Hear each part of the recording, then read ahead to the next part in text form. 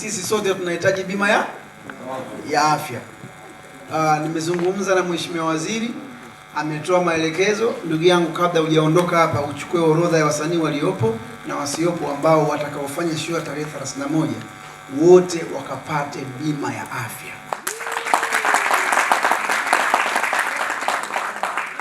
Hapa nasimama naongea kama mdau, lakini pia ni mbunge wa Bunge la Jamhuri ya Muungano. Tunajua dhamira ya Mheshimiwa Rais kuhusu swala ya bima ya afya kwa wote, si ndio?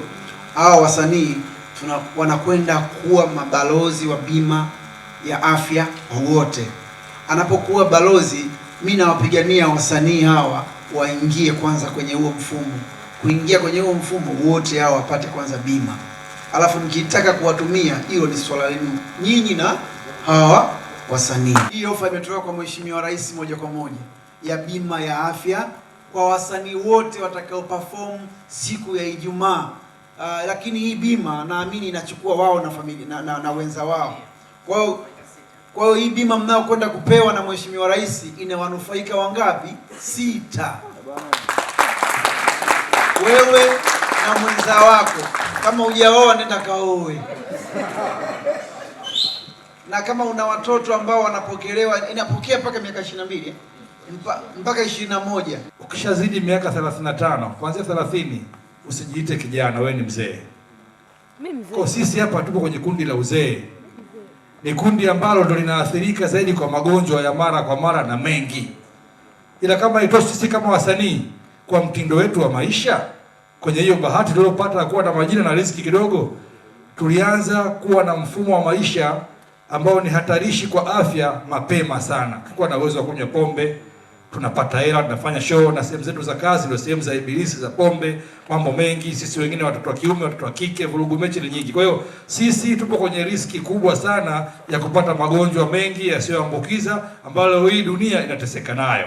Kwa hiyo Mheshimiwa Rais kwa namna ya kipekee kabisa, nasema sio sisi, hata mashabiki wetu ambao wana tabia ya kusemaga kila kitu kwa jicho la kisiasa, na mashabiki wetu tuwaambie, tushirikiane kwa pamoja kuwashukuru viongozi wetu.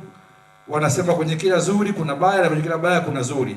Mheshimiwa Rais kwa namna ya kipekee, Mheshimiwa Waziri wa Afya Comrade Mchengerwa, tunasema kwamba tunawashukuru, na mashabiki wetu pia tunaomba na nyewe wapeleke shukrani hizi kwa Mheshimiwa Rais, kwa sababu wana uhakika, japo ndo Mungu anapanga, ila uhakika wa kuendelea kutuona tukiwa hai labda umeongezeka kwa sababu tumepata bima ya afya, ambao wengi wetu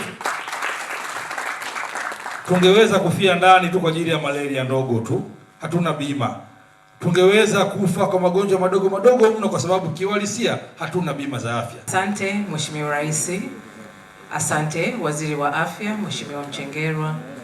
Lakini siwezi kumsahau pia waziri wetu wa habari Mheshimiwa Makonda. Lakini pia Madi, umefanya jambo moja kubwa sana. Afya ni mtaji mmoja mkubwa sana. Mimi binafsi naweza nikawa ni shuhuda. Afya inapotetereka, kila kitu kimekwisha. Kuna kipindi pia tulizungumza na mheshimiwa. Na kauli ambayo imetoka kwa rais wetu mpendwa, niweze kusema asante sana kwa niaba ya wasanii wote nchini Tanzania.